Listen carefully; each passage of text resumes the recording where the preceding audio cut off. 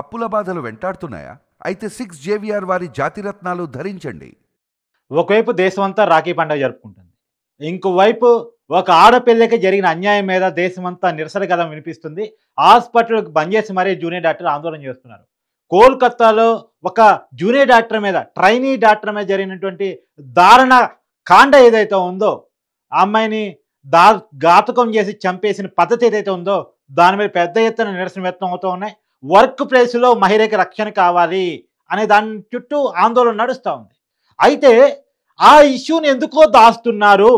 ఆ ఇష్యూలో చాలా అనుమానాలు అవి దాచిపెడుతున్నారు. చాలా కీలకమైనటువంటి విషయాన్ని నేను లేవనెత్తే ప్రయత్నం చేస్తాను. ఎందుకంటే ఒక ఆడపిల్లకి సంబంధించిన విషయం. మొదటి రోజు విషయాలు కనుక్కుంటారు కాబట్టి మనం తొందరపడి మాట్లాడొద్దు అనుకున్నాం. కానీ రోజులు గడిచిపోతున్నాయి కానీ అనేక వాస్తవాలను దాచిపెట్టే ప్రయత్నం చేస్తూ ఉన్నారు. కాబట్టి ఒక జర్నలిస్ట్గా నోరెత్తాలి అనే కారణం చేత నేను ఇవి లేవనెత్తా ఉన్నాను. వాస్తవానికి కోల్‌కత్తాలో ఆగస్టు 14 ఈ ఇష్యూ జరిగింది. ఆగస్టు 14 ఇష్యూ నడిచిన తర్వాత వాస్తవానికి అది సూసైడ్ అటెంప్ట్‌గా మార్చే ప్రయత్నం హాస్పిటల్ యాజమాన్యం చేసింది కోల్‌కత్తాలో. కానీ అది సూసైడ్ కాదు అని చెప్పేసి పేరెంట్స్ వాదించిన తర్వాత రీపోస్ట్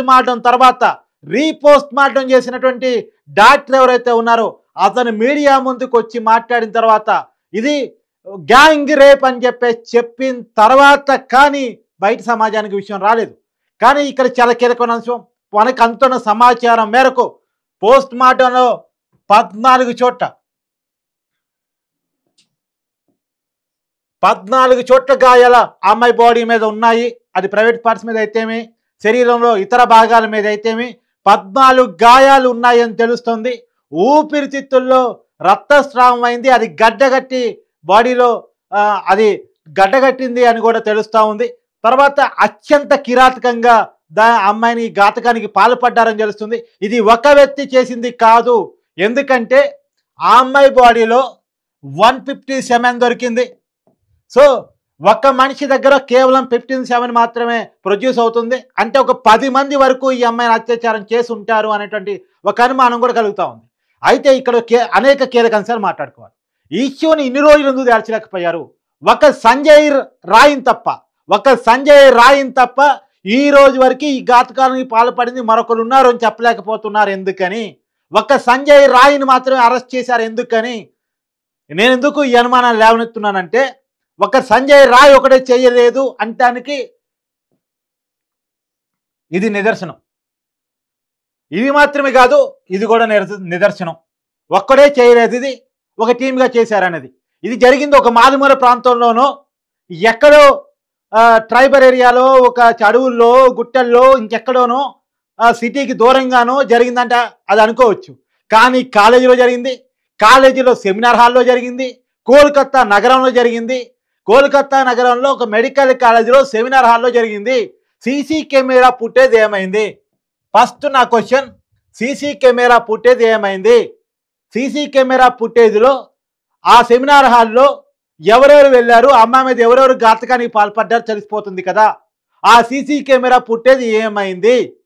వాస్తవానికి హాస్పిటల్లో దాచే ప్రయత్నం చేసి ఉండొచ్చు. కానీ పోలీసులు విషయం తెలవగానే ఈ బాడీని హ్యాండ్ ఓవర్ చేసుకునే క్రమంలో మొట్టమొదటిగా సేకరించే ఆధారం సీసీ కెమెరా ఫుటేజ్. ఎక్కడ ఏ ఘాతకం జరిగినా, ఏ అన్యాయం జరిగినా, అది మర్డర్ కానీ ఇంకోటి కానీ అక్కడ ఫస్ట్ తీసుకునే పాయింట్ ఏంటి? అక్కడ హ్యాండ్ ఓవర్ చేసుకునే మొట్టమొదటిది సీసీ కెమెరా ఫుటేజ్. ఎందుకంటే మొట్టమొదటి ఆధారం అది. తర్వాత అది నైట్ షిఫ్ట్లో ఉండగా జరిగింది. సో నైట్ షిఫ్ట్లో ఆ అమ్మాయి ఒకటే ఉండదు, మిగతా వాళ్ళు కూడా ఉంటారు. ఇంత ఘాతకానికి పాల్పడి ఉండుంటే ఖచ్చితంగా ఆ అమ్మాయి అరుపులు కేకలు కొంతైనా వేసి ఉండొచ్చు. ఆ సెమినార్ హాల్లో ఎవరూ లేరా? ఉన్నా ఎవరు స్పందించలేదా? అరుపులు ఇంకెవరికి వినపడలేదా? మరి అక్కడున్న తోటి డాక్టర్లు, జూనియర్ డాక్టర్లు, మిగతా వాళ్ళు ఎవరైతే స్టాఫ్ ఎవరైతే ఉంటారో వాళ్ళు చెప్తారు కదా ఎవరెవరు దీంట్లో పాల్గొన్నారో.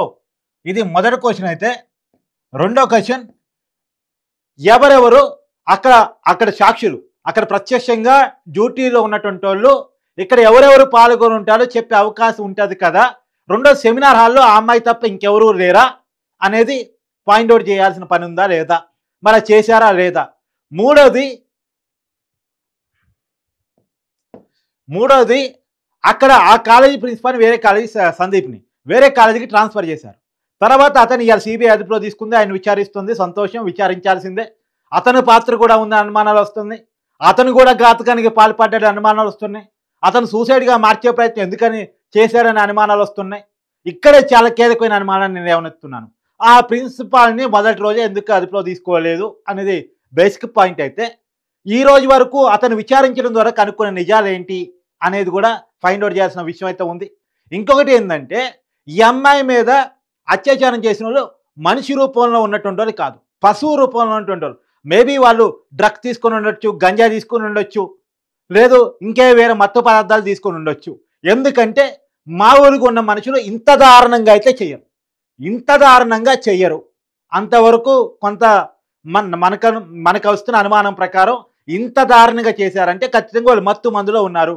ప్లాంట్గా చేశారు, గుంపుగా చేశారు, ప్లాంట్గా చేశారు, గుంపుగా చేశారు, మద్యం మత్తులోనో ఇంకో మత్తు పదార్థాల మత్తులోనూ చేశారు. మత్తు పదార్థాలు తీసుకున్నటువంటి వాళ్ళు లోపలికి ఎలా రాగలిగారు? ఫోర్త్ అనుమానం, మత్తు పదార్థాలు తీసుకున్నటువంటి వాళ్ళు కాలేజీలోకి, మెడికల్ కాలేజీలోకి, నైట్ షిఫ్ట్లోకి ఎలా రాగలిగారు అంటే వాళ్ళని ప్లాంట్గా ఎలో చేశారు, ప్లాంట్గా సెమినార్ హాల్లోకి పంపించారు, ప్లాంట్గా సెమినార్ హాల్లో అమ్మాయి మీద ఘాతకానికి పాల్పడ్డారు, ప్లాంట్గా ఆ అమ్మాయిని చంపారు, ప్లాంట్గా ఆ అమ్మాయిని సూసైడ్గా క్రియేట్ చేసే ప్రయత్నం చేశారు, ప్లాంట్గా ఈ అమ్మాయిని వదిలించుకునే ప్రయత్నం చేశారు. కానీ పేరెంట్స్ తిరగబడ్డ తర్వాత, రీపోస్ట్ మార్టం జరిగిన తర్వాత, ఒక డాక్టర్ బయటకు వచ్చి మీడియా ముందు చెప్పిన తర్వాత, విషయం బయటకు వచ్చిన తర్వాత, పెద్ద ఎత్తున దేశం తిరగబడ్డ తర్వాత ఈ విషయం బయటకు వచ్చింది, చర్చకు వచ్చింది. కానీ ఏదో దీని వెనకాల మాఫియా ఉంది. ఆ మాఫియా ఏంటి? దీని వెనకాల ఏదో రాకెట్ ఉంది. ఆ అమ్మాయిని కావాలని అలా చేయటానికి కారణం ఏంటి? ఇది బయటికి రావాలి. ఒకటి, అదే రోజు సీసీ కెమెరా ఫుటేజ్ తీసుకొని ఉంటే అక్కడ కాలేజీలో ఎవరెవరు ఆ రోజు ఉన్నారు, ఎవరెవరు పాల్పడి ఉంటారో మొదటి విషయం తెలిసిపోయి ఉండేది. ఆ సీసీ కెమెరా ఫుటేజ్కి సంబంధించిన విషయాలు ఎందుకని బయటకు రావట్లేదు? ఒకవేళ బయటకు వచ్చి ఎంక్వైరీ సంస్థల దగ్గర ఉన్నాయి, బయట మీడియా చెప్పాల్సిన అవసరం ఉందని ఎవరు వాదించవచ్చు. నిజమే, ఎంక్వైరీ సంస్థల దగ్గర ఉంటే ఒక్కరిని తప్ప ఈ రోజు వరకు మిగతా వాళ్ళని, నిందితులని ఎందుకు అదుపులో తీసుకోలేదు? మిగతా నిందితులని సోషల్ మీడియాలో రకరకాల పేర్లు వస్తున్నాయి, అవి నిజమా కాదా మనకు తెలియదు, తెలియకుండా నేను కూడా చెప్పను. కానీ పోలీసులు అయితే ఈ పార్టీకి సంజయ్ రాయ్ని మాత్రమే కాకుండా మిగతా వాళ్ళని కూడా అదుపులో తీసుకుని ఉండాలి కదా. తీసుకోలేదంటేనే సీసీ కెమెరా ఫుటేజ్ తీసుకున్నారా లేదని ఒక అనుమానం కలుగుతూ ఉంది. అది ఇప్పుడు కాలేజీ యాజమాన్యం డిలీట్ చేసిందని ఒక అనుమానం కూడా కలుగుతూ ఉంది. తర్వాత ఆ అమ్మాయి మీద ప్లాంట్గా గ్యాంగ్ రేప్ చేశారు అని అనుకుంటున్నప్పుడు, అది ఇంకోటి ఏంటంటే అక్కడ మత్తు పదార్థాలు మత్తులో చేశారని ఒక అనుమానం ఉన్నప్పుడు వాళ్ళని ఏ కాలేజీలోకి ఎందుకు అలో చేశారు అనేటువంటిది అంటే మొత్తానికి ఒకదానికొకటి అనుమానం కుదురుతూ ఉంది. ఒక వాలంటీరు సంజయ్ రాయ్ అనే వ్యక్తి, వాలంటీర్కి నైట్ షిఫ్ట్లో కాలేజీలోకి ఎందుకు వచ్చాడు అన్నది ఎంక్వైరీ చేయాల్సి ఉంది. అతనితో పాటు ఎవరు వచ్చారు అన్నది ఎంక్వైరీ చేయాల్సి ఉంది. లేదు తోటి జూనియర్ డాక్టర్లు ఎవరైనా సహకరించారా, ఆ కాలేజ్ స్టాఫ్ ఎవరైనా సహకరించారా, ఆ కాలేజీ యాజమాన్యమే సహకరించిందా, ఆ కాలేజీ ప్రిన్సిపాల్ సహకరించాడా, ఇవన్నీ తేలాల్సి ఉంది. సో ఏది ఏమైనా సరే అనేకమైనటువంటి అనుమానాలు దీని చుట్టూ ఉన్నాయి. దీని వెనకాల మెడికల్ మాఫియా ఉందని ఒక అనుమానం కూడా కలుగుతూ ఉంది.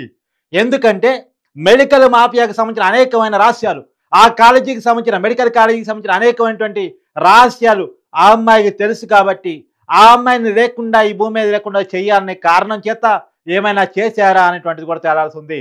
ఎందుకంటే 36 గంటలు కష్టపడి పనిచేసి రెస్ట్ కోసం సెమినార్ హాల్లోకి పోయిన అమ్మాయి, వాస్తవానికి మనం అనుకుంటూ ఉంటాం అమ్మాయిలకి అర్ధరాత్రి పడి బస్సులో రక్షణ లేదు, అర్ధరాత్రి పడి రోడ్డు మీద రక్షణ లేదు, అది ఇది అనుకుంటూ ఉంటాం. కానీ పని ప్లేస్లో కూడా రక్షణ లేదు అని చెప్పేసి తేల్చిన ఘటన ఇది. అత్యంత బాధాకరమైన సంఘటన ఇది. వాస్తవానికి మమతా బెనర్జీ ఒక ఉమెన్ ఆ రాష్ట్రానికి ముఖ్యమంత్రిగా ఉన్నారు. ఒక ఉమెన్ రాష్ట్రానికి ముఖ్యమంత్రిగా ఉన్నటువంటి రాష్ట్రంలో జరిగినటువంటి ఘోరమైన సంఘటన ఇది. దేశవ్యాప్తంగా ప్రతి మహిళ కూడా భయం. వాస్తవంగా ఏంటంటే చాలామంది దెయ్యాలకో, దేవుళ్ళకో, ఇంకో కథలకో అందరూ భయపడుతూ ఉంటారు. కొద్దిమంది మాత్రం దేనికే భయపడమంటారు. కానీ ఈ సంఘటన కనుక జరిగినట్టు చెప్తే ఖచ్చితంగా ఈ జరిగిన సంఘటన మీద ఒళ్ళు బయలుగొమ్మేటట్టు భయపడే పరిస్థితి ఖచ్చితంగా ఉంటుంది. ఎందుకంటే అంత దారుణంగా, అంత నీచంగా, అంత పైచాచికంగా చేశారు. ఇంకా చేసిన వాళ్ళు ఎవరు? ఇప్పుడు వాస్తవాన్ని దిశ సంఘటనలో చూసాం, తర్వాత నిర్భయ సంఘటనలో చూసాం. నిర్భయ సంఘటనలో అయినా దిశ సంఘటనలో అయినా పాల్గొన్నోళ్ళు అనెడ్యుకేటర్స్ వాళ్ళు మహిళల మీద అత్యాచారం చేశారు. అనెడ్యుకేటర్స్ చేసే తప్ప నా ఉద్దేశం కాదు. కానీ ఇక్కడ ఎడ్యుకేటర్స్, హై ప్రొఫెషనల్స్, ఇప్పుడు మెడికల్ కాలేజీలో ఎవరు ఉంటారు? హై ఎడ్యుకేటర్స్ ఉంటారు, హై ప్రొఫెషనల్ వ్యక్తులు ఉంటారు. వాళ్ళు అంత నాలెడ్జ్ ఉన్నటువంటి, చదువుకున్నటువంటి వ్యక్తులు చేశారు. వాళ్ళకి చదివే నేర్పినట్టు ఒక అమ్మాయిని ఇంత దారుణంగా హింసించి ఘాతకానికి పాల్పడి చంపేసి ఉంటే వాళ్ళకి చదివే నేర్పినట్టు ఈ సమాజంలో బతికే హక్కు వాళ్ళకు ఉందా? ఈ సమాజంలో బతికే హక్కు వాళ్ళకు ఉందా? వాస్తవానికి ఒక డాక్టరు ఈక్వల్ టు ఒక ఐపీఎస్ ఆఫీసర్, ఒక డాక్టర్ ఈక్వల్ టు ఒక ఐపీఎస్ ఆఫీసర్. ఆ డాక్టర్కి ఆ స్థాయి ఉంటుంది. ఇక్కడ అనేక మంది ప్రాణాలు ఈ మెడికల్ కాలేజీలో కాపాడి ఉంటారు.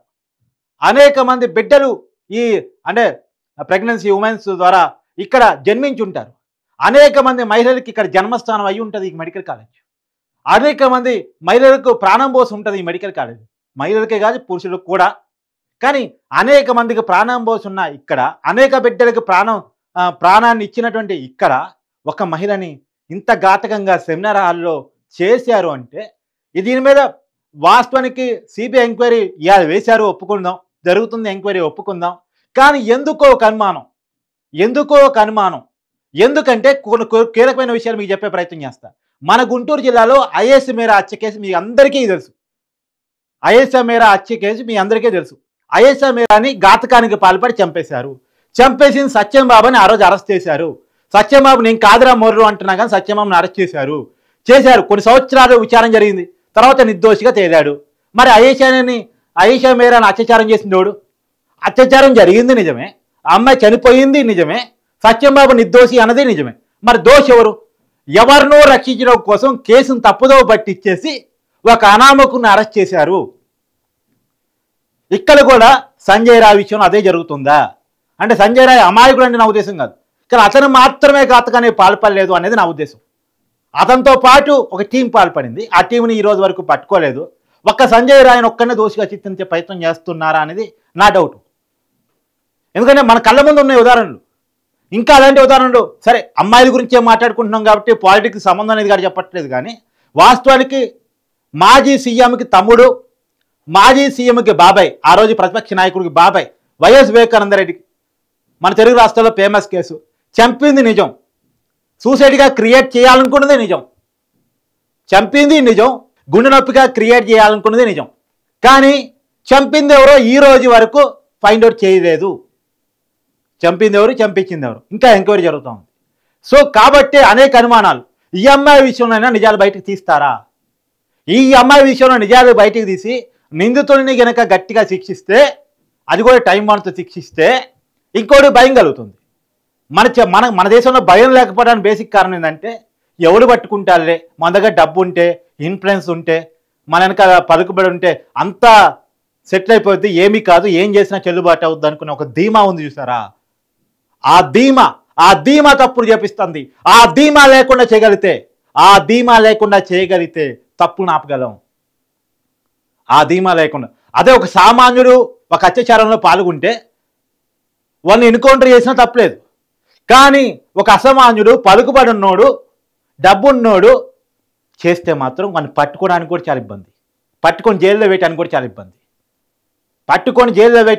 ఇబ్బంది, ఇది నడుస్తున్న న్యాయం.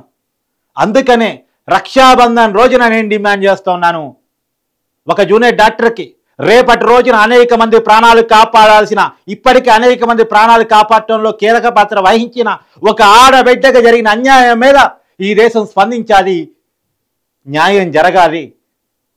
అనేక అనుమానాలు ఉన్నాయి, వాటిని నివృత్తి చేయాలి. ఇది ఒక టీం చేసిన పని అని చెప్పేసి అందరికీ అనుమానం వస్తున్నా వ్యవస్థలకు ఎందుకు అనుమానం రావట్లేదు? వ్యవస్థలు వాళ్ళని పట్టుకోవడంలో వైఫల్యం ఎందుకు చెందుతున్నాయి?